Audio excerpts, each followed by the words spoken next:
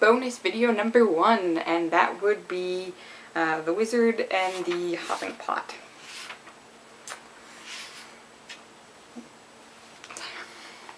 I sort of need to remind myself that some of these aren't, they really are meant to be, like, seriously more children's stories. So very short, sort of very straightforward.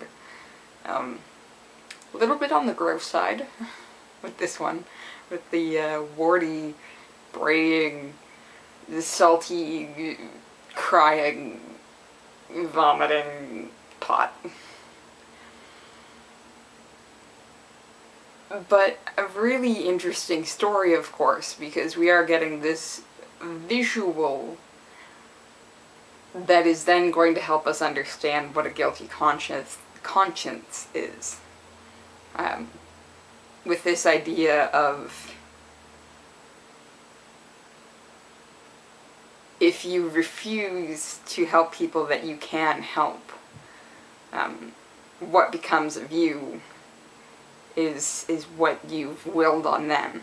And since you've refused to help them, their ills that they have to suffer now compound on you. And they really do compound, because it's not just that he's dealing with this warty pot, or a braying pot, or a weeping pot.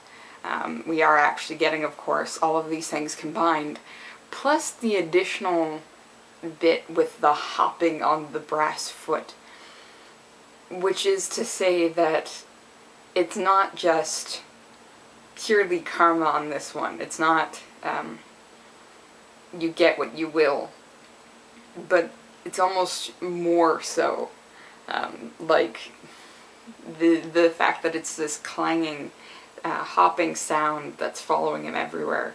It's not just dealing with one or the other. It is everything combined plus a little more. And I think it sort of really does follow that idea that when you do good, it might only seem like you're doing that little bit of good. And you might never quite see the additional goodness you provide. For example, maybe that little girl that's suffering with warts right now will go on to start an orphanage and help take care of many kids and compound her goodwill and good health by providing it to other people. Or very directly, of course, the old man who loses his donkey points this out, that finding the donkey is not just about owning the donkey. It is about the fact that the donkey then compounds the goodness of having the donkey by helping provide for the rest of the family. But a lot of times we're going to see the compound of evil a lot more and a lot quicker. It might be immediate, like this plot really does start right away, with making this poor wizard just go mad. But that's sort of it, because it's the idea that a person will not always register the kindness shown to them immediately, but a response to a negative response is likely to be immediate. If you're having a great day and you're just at work and suddenly someone, maybe your boss, maybe a customer, just starts yelling at you for no good reason, that is immediately going to bring you down, and that's going to make you angry, and that's going to make you even more likely to snap at somebody else than if you're having a bad day and somebody says that they like your hair. That might bring you up a little bit, but it's not going to be the immediate jump up that we're going to see the immediate jump down in a negative mood. And of course, that's going to be even more so if you're already in a bad mood and you're suddenly getting yelled at. That's going to compound even worse. So visually, the hopping pot here is actually a very useful tool to explore that idea. And unfortunately, it's not providing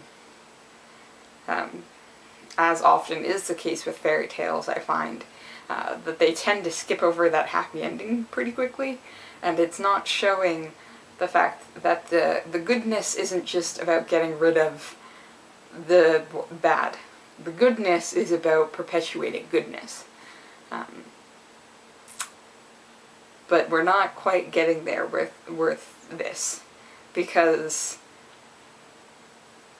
we're not seeing the young wizard himself getting a positive reinforcement for this, nor do we really see it with his dad at the start. For something like The Christmas Carol, which was the immediate one that came to mind by comparison, of a man just suffering all of the ills that he has placed on others, in that one at least we see him getting, we're seeing the goodness compounded. We're seeing him being taken in by his worker's family, and he becomes part of the family, and he has happiness just as much as the people he's helping do. And Tiny Tim lives long, and you'll see him going around on Scrooge's shoulders. At least in that way we see that Scrooge receives just as much goodness in making this change as Tim does and Tim's family does, and moments like that. And unfortunately, with the shortness of the story, we are not actually seeing that. I like to think it's there. Like, we know that his father was actually pretty happy and quite humble, because of course he's talking about how it's the pot that's doing this, and not himself. But he does seem happy, so maybe the young wizard can be happy as well, but we're not quite visually seeing it. On to Albus Dumbledore's notes. Well, in talking about how we get a visual of a person's conscience, I have proven myself, in Dumbledore's words, to be a complete nincompoop. The majority of his notes, of course, are about how it seems to be, as a story, pro-Muggle sentiment, and most of Dumbledore's notes here talks about how this has been an issue among the wizarding community simply because we do have the witch burnings that we've suffered through. And at least in this book, more so than Prisoner of Azkaban, where we have a direct conversation at the beginning about the witch burnings. At least in this one, there is an admittance that there were witches and wizards that died. Sir Nearly Headless Nick is mentioned, and the fact that children couldn't get out of it. And of course we need to keep in mind the suffering of Ariana, Dumbledore's sister, who, with performing accidental magic, got quite traumatized from some muggles and basically lost control of her magic. But that's sort of the interesting thing, is I think what Dumbledore is failing to consider here is the humble nature of the wizard, who very specifically acts like it's out of his pot. That is to say that he is not going around waving his wand and doing these things. But he does have this very useful blind that allows him to give without necessarily making him a major target. I'm tempted to use the words from Terry Pratchett's Discworld novels focusing on Tiffany Aching, because she, in a couple of her novels, most notably I Will Wear Midnight, I found, deals with a very similar question of what happens when you are a witch, or in this case a witch or a wizard, and the people start to turn away from that. and turn against you? What do you actually do about that? And one of the terms, of course, she uses is the bad music, which is a really interesting way of explaining it. It's this itch that enters a community that just builds to a crescendo to the point where a mob forms and they act out violently in some ways. And when she's talking about this, it seems to be a violent act towards somebody who deserves it. The gentleman who has beaten his daughter to the point where she lost the baby she was carrying. But Tiffany helps get this man away simply because she can remember the last time this bad music played. And unfortunately, the villagers went after an old woman with a cat who they claimed was a witch, and they beat her to death, and they stoned her cat. And she knows full well that this person wasn't a witch, and she was the one who actually went back and she buried this woman and she buried her cat. And it becomes this question of, what do I do when this music starts to play and everybody comes for me? And that seems to be the question that Dumbledore and people like Malfoy are asking in this set of notes. Because, of course, the story is saying to help your neighbor no matter who your neighbor is. In such a way, of course, that it's saying that the person with power is the wizard and the people that need help are muggles. And so you've got the two sides of you should help anyways, or don't bother helping them because it could straight up mean your death. And then there's the additional argument that Malfoy sort of has, which is don't bother helping them because they're not worth it. And the interesting thing is that the older wizard, we never quite know if he's sort of helped them because they need help, or yeah, he seems to be help them because they need help. His son at first seems to be don't help them because they're useless, because we actually do have the moment where he says that he thinks those who can't perform magic aren't worth it. Those who could not work magic were, to the son's mind, worthless, and he often quarreled with his father's habits of dispensing magical aid to their neighbors. So we don't actually seem to have anybody sitting in the position of, yeah, but this could cause damage to me. That seems to be only really brought up in Dumbledore's notes. The story says help anyways, even if they can't help you in return. And this wins out over don't help them because they can't do it themselves.